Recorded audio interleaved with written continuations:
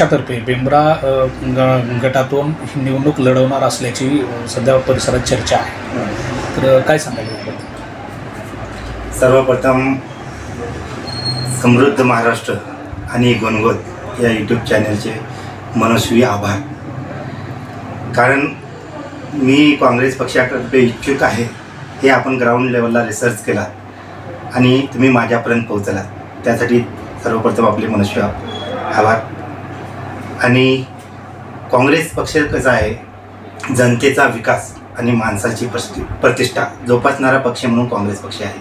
आणि मी या काँग्रेस पक्षाचा विधिशल अध्यक्ष असल्याकारणाने, देवळी तालुका अध्यक्ष असल्याकारणाने माझी इच्छा आहे किंवा माझी मागणी आहे काँग्रेस पक्षाला की मी त्या गणातला आहे, तिथल्या लोकांशी माझा संपर्क आहे आणि मी गणामध्ये ग्राउंड लेवलपर्यंत तिथली समस्या जाणून घेतलेल्या असल्याकारणाने मला ह्या काँग्रेस पक्षातर्फे माझी मागणी आहे की मला या गणातून आपण पंचायत समितीकरता उमेदवारी द्यावी. पंचायत समिती बेंबरा गणासाठी आपण उमेदवारी मागत आहात, तर काँग्रेस पक्षाकडे आपण उमेदवारी मागितलेली आहे, तर पक्षातर्फे असा काही तुम्हाला कौल दिलेला आहे का की तुमची उमेदवारी निश्चित झालेली आहे आणि तुम्ही कामाला लागा? आता सर्वांना ह्याचे सेन्स तर जाणतातच आणि प्रत्येकाला एक सिक्स सेन्स असतोच. त्याप्रमाणे जसं प्रत्येक कार्यकर्त्याला वाटतं आणि त्याची भूमिका काम करण्याची शक्ती आणि कार्यकर्त्यामध्ये राहणारं वावर आणि केलेल्या कामाची दखल घेणारा पक्ष म्हणून काँग्रेस पक्ष आहे. आणि काँग्रेसकडे आपण जेव्हा वावरतो, काँग्रेसमध्ये जेव्हा आपण राहतो आणि कुठल्याही पक्षामध्ये आपण जेव्हा काम करतो, त्या कार्यकारिणीमध्ये सर्वप्रथम काम करणाऱ्या व्यक्तीला प्राधान्य दिले जातं. आणि माझं कार्य असल्याकारणाने आणि ह्या संकेत मला आहेत की त्यांनी मला उमेदवारी जाहीर करतील. आपण ज्या गणातून ही निवडणूक लढवणार आहात, बरोबर, त्याच गणामध्ये सत्तेत असलेले एक दोन पक्ष म्हणजे अजितदादा राष्ट्रवादी गट, त्याच्यानंतर भारतीय जनता पार्टी पक्ष, याही पक्षातर्फे तिथं उमेदवार असतीलच. बरोबर आहे. तर यांच्यासोबत आपली रणनीती काय असणार आहे? कसं आहे, काँग्रेस हा संघर्षाचा पक्ष आहे. समोर कोण आहे याचे तर गणित नक्कीच केले जातात, पण त्याच्यापेक्षा माझं कार्य महत्त्वाचं आहे आणि मी केलेले कार्य जनतेपर्यंत पोहोचणं गरजेचं आहे. आणि सध्याच्या वातावरणात काँग्रेस, राष्ट्रवादी असेल किंवा भाजप असेल, तिथं असणारे व्यक्ती कोण आहेत, हे मूळचे कुठली आहेत हे समजून घेणं गरजेचं आहे. मग ह्याच्या उपकाराची परतफेड करण्याच्या वेळेस ते उपकाराचे परतफेड करण्याच्या ऐवजी ते स्वतःच्या भल्यासाठी तिकडे जर येत असतील, ते माझी प्रतिस्पर्धी होऊ शकत नाही. कारण लोकांनी मला जनतेचा उमेदवार म्हणून मी पुढे येणार आहे, कारण जनतेच्या समस्या सोडवायची आहेत. तिथले आणि जे उमेदवार असतील त्यांनाही माझ्या शुभेच्छा असतील. कशासाठी? त्यांनी लोकांचे काम करावं, लोकांची भावना जाणून घ्याव्या, याच्यासाठी त्यांनी उमेदवारीसाठी प्रयत्न करावे. पण आज घडीला सत्तेवाल्यांनी त्या सीमावर्ती भागांना केलेले वेळोवेळीचं दुर्लक्ष कधीच तिथली सीमावर्ती भाग विसरू शकणार नाही. कारण आज जर देवळीला येण्यासाठी 30 मिनिटाचा वेळ लागत असेल तर त्या सीमावर्ती भागातला कमीत कमी 1 ते 1.5 तास जातोय.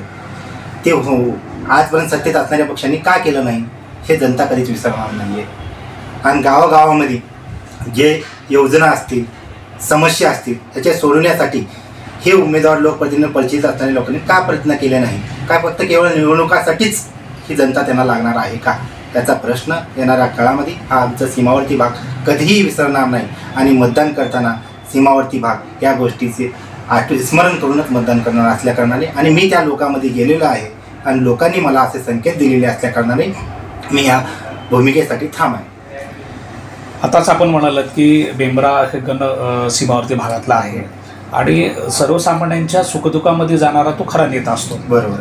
तर त्याचीच एक पावती म्हणून आपल्याकडे लोक मतदार पाहिले जातात, कारण आपण तिथं तळमळून त्यांच्यासोबत आहात आणि त्यांची काही कामं केलेली आहेत. बरोबर. तर येणारे जे उमेदवार आहेत, तर ही उमेदवार त्या ठिकाणी केवळ निवडणुकीपुरते येत आहेत, ही चर्चा होती आहे. बरोबर.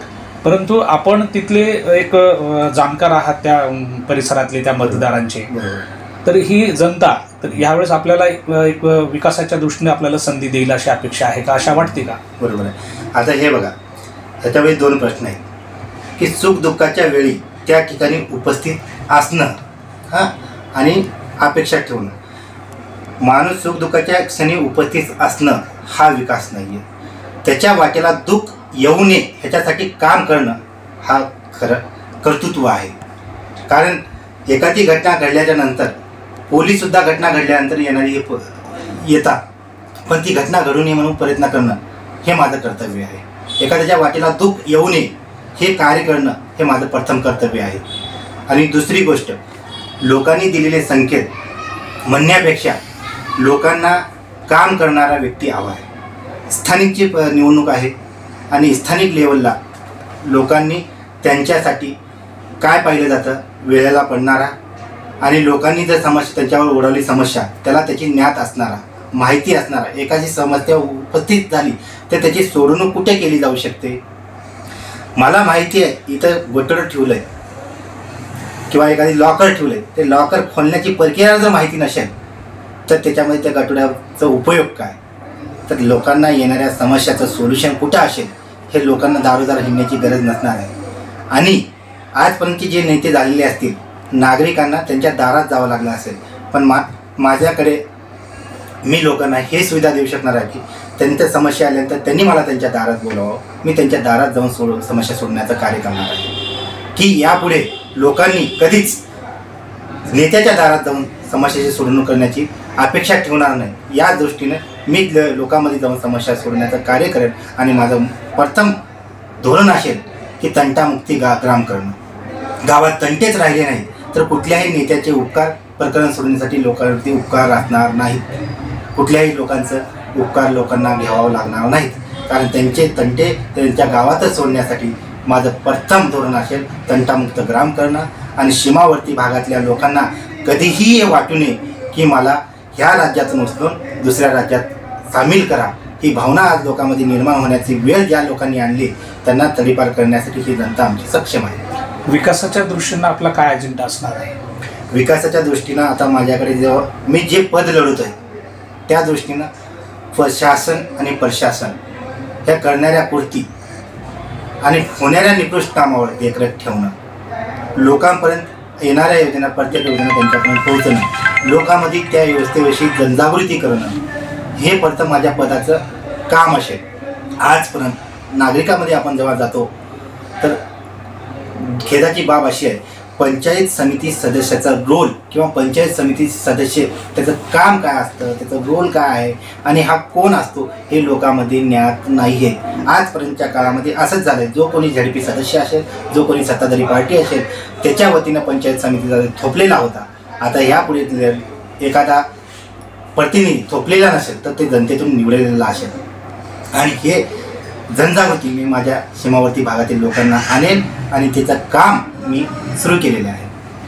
मरखेल जिल्हा परिषद सर्कलसाठी काँग्रेस पक्षातर्फे कोण उमेदवार येणार याचे काही संकेत आम्हाला काही सांगाल का आपण? संकेत म्हणण्यापेक्षा जो कोणी उमेदवार येईल ते जनतेच्या सोयीसाठी असेल, जनतेच्या भल्यासाठी असेल. आणि काँग्रेस पक्ष हा नागरिकांना एक आश आहे आणि ही अपेक्षा आहे. आणि नागरिकांच्या मनामध्ये असलेले शेतकऱ्याच्या प्रती असलेल्या लोकांमध्ये असलेला आक्रोश आणि त्याची तळमळ आणि त्याचा आवाज बनणारा का काँग्रेसचा उमेदवार असेल आणि तो सार्थ ठरल्याशिवाय काँग्रेस पक्ष कधीही स्वस्थ बसणार नाही. कारण काँग्रेसला इतिहास आहे, बाकीच्यांना भूगोल असेल पण काँग्रेसला इतिहास आहे. बाकीचे इतिहास कधी बोलत नाहीत आणि वर्तमान कधी सांगत नाही. भविष्याचा वेध देतात आणि निवडणुका मारण्याचा हा फसवणुकीचा डाव यापुढे काँग्रेस हाणून पडल्याशिवाय राहणार नाही. आपण लोकनेते आहात, लोकांमध्ये आपली एक चांगली प्रतिमा आहे. येणाऱ्या निवडणुकीसाठी आमच्यातर्फे तुम्हाला खूप खूप शुभेच्छा. धन्यवाद. माझी सर्वांना विनंती आहे आणि मी लोकांना बी जाईन हेच विनंती करेन की मला नेता व्हायचा नाही आहे, आपला सेवक म्हणून मला लोकांनी स्वीकारावं हीच माझी अपेक्षा आहे.